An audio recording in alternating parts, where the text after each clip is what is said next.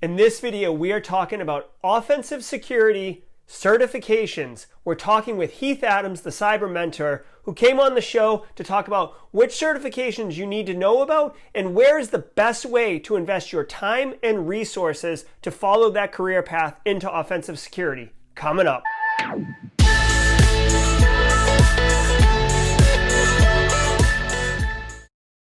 Hey everybody, welcome to Simply Cyber. The offensive security side of the house is very, very appealing. It pays very, very well. You can find a lot of jobs nowadays. And this is penetration testing, ethical hacking, offensive security. It goes by a couple different names. Exploitation sometimes. Bug bounties are kind of on that side of the house. But how do you get that education? And more importantly, certifications can be seen as, requirements really on A, getting some education and understanding, but also B, having this baseline requirements that HR has in companies in order to apply and then get through HR to get to the hiring manager. So which certifications? There's a ton of different ones out there. Obviously the market is pretty populated, so how can you discern between them?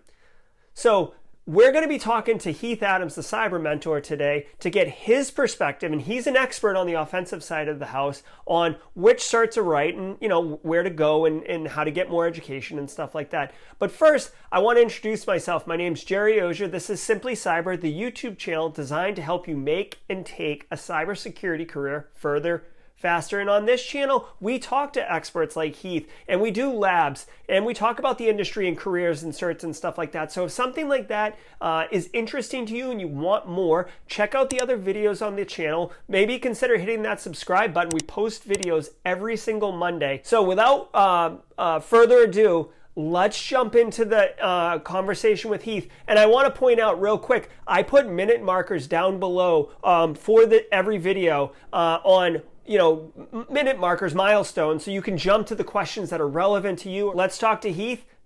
Let's go. Thanks, Heath, for joining us. We're with Heath Adams, the cyber mentor, and we're talking about offensive security, penetration testing, really around like the field, certifications, work experience, those type of things. Heath, thanks for joining us today. Hey, Jerry. Thank you so much for having me. I appreciate it. Yeah, thank you. So I was talking with Heath, and I pulled up the this awesome Paul Jeremy Media layout of different certifications within the industry. And I'm not really an offensive person, and Heath really is on the offensive side. And we were looking at this right side, the red side, and all these different certifications on the the penetration testing, vertical stack, and the exploitation one. So I wanted to bring Heath on and kind of to start the conversation, ask him, what within these certifications, Heath, can you kind of talk about, which ones you think are good, maybe to start with and level up your career. And if you really wanted to take it in one direction, where someone might go within the certifications, we can get into experience after. Sure. Yeah. So out of the certifications on here, the ones that are really, I guess, dominant right now in the industry, there's the offensive security certifications, there's SAN certifications, and then the kind of up and coming player is the eLearn security certification. So I think taking a backseat to those would be something like a CEH or Certified Ethical Hacker, a Pentest Plus, any of those kind of, I don't want to call them middle of the road, but they're just kind of really entry level, beginner, multiple choice kind of test certifications. So I'll kind of talk through the various vendors that are out there. The gold standards, really, I think the OSCP, that's the one that's kind of been around. I don't know the longest, but it's been around a long time. It's one of those where it's hands-on. You have to hack 5 machines in 24 hours. And it's the one that like everybody wants to see on a resume. The certification was a little bit dated, but they've made some upgrades to it and have improved it in a sense where I think it's more relevant. And for the price, I think it's somewhere in the $1,000 to $1,300 range, which is fairly okay given the rest of the certifications that are out there. So the ROI on that one's pretty good. I think when I took it, I was making somewhere around $80,000 a year, $80,000 a year, and then I got a job in pen testing, and it immediately went up to 6 figures. And that certification was definitely part of the reason for that.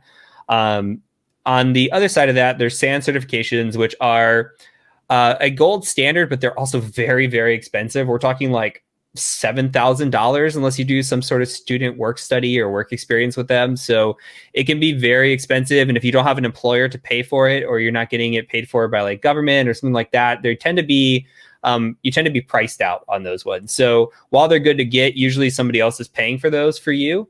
There's some opportunities there where they do have, I think they have a bachelor's degree and they have a master's degree, I want to say, where you can take those and maybe use a GI Bill or some sort of military towards that, or maybe even like financial aid towards that. But outside of that, they're usually pretty unaffordable. So even though they are gold standard, they have really amazing teachers. It's kind of hard to do on your own. So unless you got an employer paying for that, it's one of those kind of, I would say, kind of skips. But the other one I want to talk about was eLearn Security. They recently moved to INE. So INE is like, has been predominantly like a networking based platform, or like a Cisco type platform.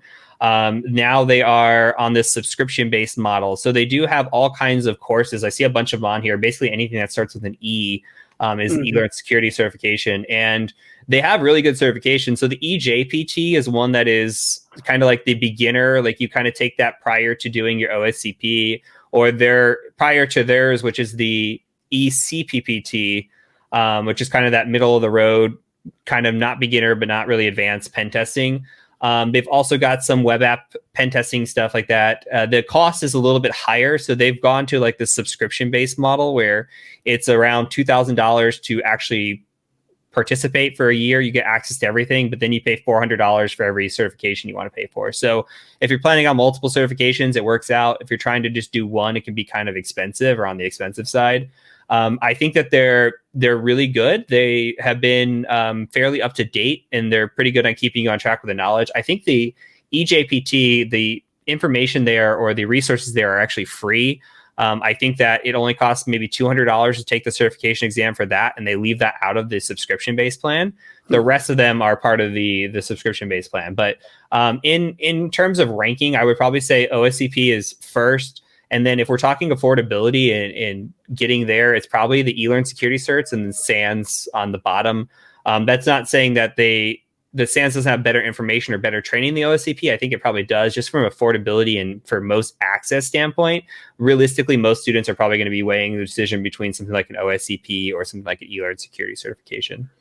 Yeah, and I agree 100% that SANS is, you pay for what you get, right? I mean, it's very expensive, and it's almost always employer funded education, but they do have some of the best practitioners in the field who are delivering the education. The OSCP is most definitely considered, from my perspective, like the gold standard. Like it's kind of like what the CISSP is for just, security practitioners. It's kind of just seen as like, if you get it, you're gold. I see a lot of people say, oh, hey, like I just got into the field. I just got, CEH or EJPT, like next step, like OSCP in 6 months.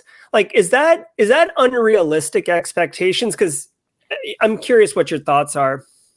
Yeah, so time is hard to measure, and time is different for everybody, right? Like you could learn something in a week that would take me a month to learn, or vice versa. So to say like, can you pass your OSCP in 6 months? Sure, you could pass it in 3 months, and it really it depends on the amount of time that you have and the background knowledge that you have. I do think that people, I want to say, overestimate the OSCP a little bit. I think it's kind of overhyped in how hard it is, because in reality, in the reality of everything, it is a beginner certification when it comes to ethical hacking. It is very much something that if you were to get the certification and then you go to a job interview, they're going to be asking you questions that you probably don't know answers to, because you still are missing or lacking skills that the certification didn't teach you. But when it comes to taking the OSCP, I think a good foundation in Linux, in networking, and then in coding. It doesn't have to be development. It could just be scripting, more or less. Like understanding Python, understanding Bash would be really useful. Understanding when you're looking at a code, somebody else's code, which you're going to have to do, what is that code doing? Is that code malicious to your own system, which is important to know? What is that code going to do against the other system? And being able to just evaluate that kind of on the fly is important. Now, the OSCP will teach you a lot of this stuff. It won't teach you everything that you need to know, and there's not a lot of hand-holding. It definitely has a guide, but there's going to be a lot of research and Googling that you have to do on your own. So when I say time is really the key factor, it really is. Like, If you are working a full-time job, you have a family, and you really don't have a lot of time to yourself, if you're only putting in maybe an hour a day or less, you probably might find that it's going to take you even longer than 90 days or even 6 months to do an OSCP certification. Like for me, I bought 90-day subscription and I ended up finishing in 45 days, but I was also doing 6 hours a day on average.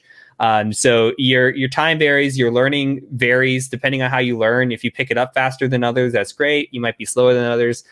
So it can be realistic to finish it in 90 days or 6 months. It depends on the person. I think that what's critical is you have the time going into it. If you have a significant other, you tell them, hey, like, I'm going to need some time to do this. Like, I might be away. And that you also have the foundational skills, because if you build on a weak foundation, then your foundation could collapse. So you got to make sure you have all those skill sets going into it. But definitely don't let the hype scare you. It's definitely something that if you put the time in, you're willing to put in the research and effort, you can definitely come away with that certification. That's great. So, a lot of people, when I ask them, interns or junior analysts, when I interview them, what do you want to do in the field? Where do you want to work? And a lot of them say, I want to do red. They don't say red team. They say Mr. Robot or attack stuff. It's kind of got that appeal to it. I guess these certifications are great, but they only are really have utility if you're going to go into that offensive side of the business, right? So, what questions might someone who's watching this thinking like, oh, that sounds interesting, but I don't know if it's right for me. I guess what's a good question to ask yourself to know if it's a good direction for you to spend time and money and effort to go towards? Sure. So I think that where a lot of people get hung up is they think it sounds cool, it sounds sexy, and it's a great field, it pays well, but they don't realize the amount of effort and work that goes into learning the technical side of things. For somebody that's wanting to get into this, it should be something that when you think about it, you get excited. It's something that when you're doing hacking or you're working, like if you're putting in 40 hours, that 40 hours just flew by. Like you could be sitting there working on something for 12 hours and not even realize the time is gone.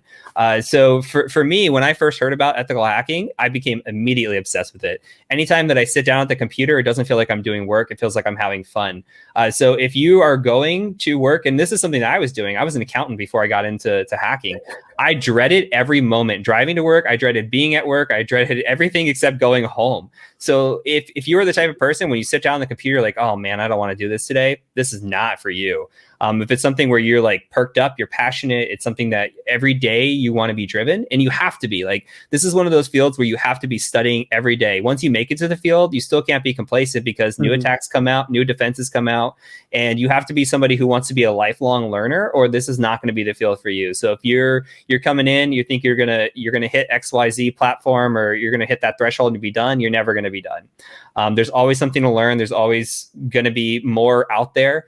And it's something that you have to have those passions and that personality type almost to be successful. Yeah, that's a great point. And I feel like the offensive side is deceptively deep. They even broke the certification tracks up into penetration testing and exploitation. I guess, could you talk a little bit too about kind of what the differences are between those, and maybe if exploitation might be something that resonates with someone, if not the pen testing piece? Yeah, so there's overlap in a lot of those certifications that you're seeing. So like the OSCP, for example, has buffer overflows built into it. So if you're doing the OSCP, you're going to be doing a little bit of exploitation because you're looking at stack-based buffer overflows. There are a kind of hand in hand where, yes, there's exploitation in penetration testing, and yes, there's some penetration testing in exploitation, but they're kind of their own unique separate fields. Like you said, you can kind of dive into, even within penetration testing, your own. There could be like network, there's internal networks, there's web apps, there's mobile. But when you get into exploitation, you're kind of wanting to look at, okay, how can I break this device? And maybe you're more hunting like 0 days, you're writing malware, you're doing something more from a exploit research perspective. And there's a lot of big money in vulnerability research. There's a lot of money in finding 0 days, both on black market and the open market. And even for bug bounties, there's money there too. So we're talking, some bugs pay millions of dollars. So like that's the kind of research where a pen tester is maybe looking for vulnerabilities that already exist. The exploitation authentication person might be the one who's out there finding those vulnerabilities in the first place. So they do give you some exposure in some of those certifications to both fields, but at the end of the day, it's usually you're choosing one or the other, but they may overlap in some senses or another. Another topic or area of discussion that I find is really of interest to my audience is really certs versus experience. And I find like in the offensive side, there's so much more opportunity for like labs and hack the box and those type of things. So, what are your perspectives about investing time in hack the box versus getting one of those certifications? And what would be kind of the value to the individual who's trying to break into the field or level up their offensive security career? Yeah, so they kind of play hand in hand. Like you could think of hack the box, even like so the OSCP, one of the things that's so valuable of that certification is they give you 50 or 60, I don't know what the number is nowadays, but so many machines that you can practice on that are intentionally vulnerable. So that's really what hack the box is. It's just going through intentionally vulnerable machines. Now they have their pros and cons. Like most of those tend to be what I call CTFE, where they're more capture the flag style. They're not super realistic. But what it does teach you is it teaches you some persistence or the ability to think outside the box, which is what a lot of employers are looking for too. So I think a lot of people use platforms like Hack the Box or like Try Hack Me or some of those websites to kind of prep and get used to that style of finding vulnerabilities, getting over the hump, thinking outside the box. Apply that to certifications where there are practical tests like the OSCP, and taking that and combining both of those. So I think it's kind of a hand-in-hand effort. I think if you're trying to maybe impress an employer or go above and beyond, doing something like building out an Active Directory lab and then having a, attack defense in there where you can describe, hey, like here are the attacks I ran, here are the tools I ran, and here are some of the defenses that I implemented to prevent those from happening. I think that could be really useful as like a side project or something where you can, you could speak volumes to and get hands-on practice. But I feel like there's a lot of overlap regardless. So there's definitely hands-on experience all around. Getting that practical experience is kind of going above and beyond, and might even involve some of the home lab stuff. There is some overlap on Try Hack Me or Hack the Box with practical, but again, it tends to lean more to the CTF side. Yeah, and I always kind of simplify it by saying, certifications get you through HR to talk to the hiring manager, and then the experience is how you demonstrate that capability. So I agree 100% that there is some need for both of those. You can't just kind of be focused wholly on one. Now, it's funny because you mentioned building out an Active Directory lab. I wanted to talk about your Udemy course, ethical hacking course, which a lot of people watching probably already are aware of. I actually bought it a couple months ago. I don't know, just going through it, having some fun, seeing how you delivered a course. And first of all, it was excellent. So I do recommend, if you haven't seen it, to check it out. And I'll include a link in the description below. But in that course, you actually walk through how to build out an Active Directory lab and do that, right? Yeah, that's accurate. And some of the people that I know that have taken the course have utilized that lab in their demonstrations for job interviews and for knowledge. Because like a lot of the reason I built that course out was because of these certifications or because of some of the platforms that are out there that weren't teaching the practical side of things. So, going through the interview process and being asked questions about Active Directory pen testing and internal base pen testing is just something that really wasn't covered. So I put that out there, and I think that helps a lot with, just kind of that home labbing and that building out and having something to talk about on your resume, having something to talk about in the interview process, and really kind of solidify your knowledge. Mm-hmm. So what other, I know you just released like an OSINT course. I follow you on social medias, and I saw you went through that marathon session to develop all that content and stuff. So can you kind of talk about what are some of the other I guess offerings or education opportunities that you are, currently involved with? Yeah. So in terms of the academy right now, we have 4 courses. So it's the ethical hacking course, and then there's a Windows and Linux privilege escalation. So they're kind of more on the advanced side for those who are through the regular practical ethical hacking course. And then the OSINT course just released, like you mentioned. So our typical timeline is releasing one course every quarter. Though we're in talks with other authors to bring more content and development. So we've got a course on injection attacks coming hopefully soon. We've got a intro to networking course coming soon. And then we're planning on doing more exam style, like kind of certification based exams where they're more on the practical side. So where you actually would have to go through and get a pen test scoping, then you'd actually do the pen test, write the report, and then do a debrief. So you're kind of tested on all the levels a pen tester would be. So we're working on focusing on those types of things, and then of course developing more content and courses. So I'm excited to see where next year goes. I don't have necessarily specific plans other than what I just mentioned, but there'll definitely be more content coming soon. Yeah, well, maybe next year there'll be a couple academy certifications on that chart that we just looked at. Right? I mean, yeah, hopefully that's the direction we're going in. That's awesome. All right. Well, talking with Heath Adams really gave us a ton of perspective on, which certifications to go and kind of how employers are seeing it, and really, talking offensive security. So Heath, I really appreciate you coming on the show and sharing your experience and your knowledge with the audience. I appreciate it. Yeah. Thank you so much for having me. I really appreciate being here. Okay. Heath just dropped an incredible amount of knowledge on us. So thank you so much, Heath, for that. I really, really appreciate it. I know the community appreciates it. And definitely consider checking out Heath's YouTube channel. We're featuring it back here. He's got a lot of great content. He actually has his own like cybersecurity education academy that he's doing. He's active on Twitch. He's very, very active in the community. So if you haven't heard of him yet, definitely check it out. But now it's time for a very relevant One Cool Thing. This week's One Cool Thing, I mentioned it briefly in the talk there with Heath, but the One Cool Thing this week is Heath's OSINT class. Now, it isn't free, right? You got to pay for it to get access, but Heath's always running different kinds of deals and stuff like that. So keep your eyes open for that. But OSINT is open source intelligence gathering, and it's basically the recon phase of the first part of any kind of exploit path. Now, OSINT is very, very cool, and you can use it for a lot of practical personal things as well, because you're not really committing any crimes or violating any rules of engagement or anything. You're using open source, things that are publicly accessible. So I would encourage you, I plan on doing it when I get some cycles, to check out Heath's OSINT course because I love learning those type of skills. Okay, thank you so much. If you got value out of this video, hit the thumbs up below, share it with a friend. We're trying to build this community here. All right, until next week, stay secure.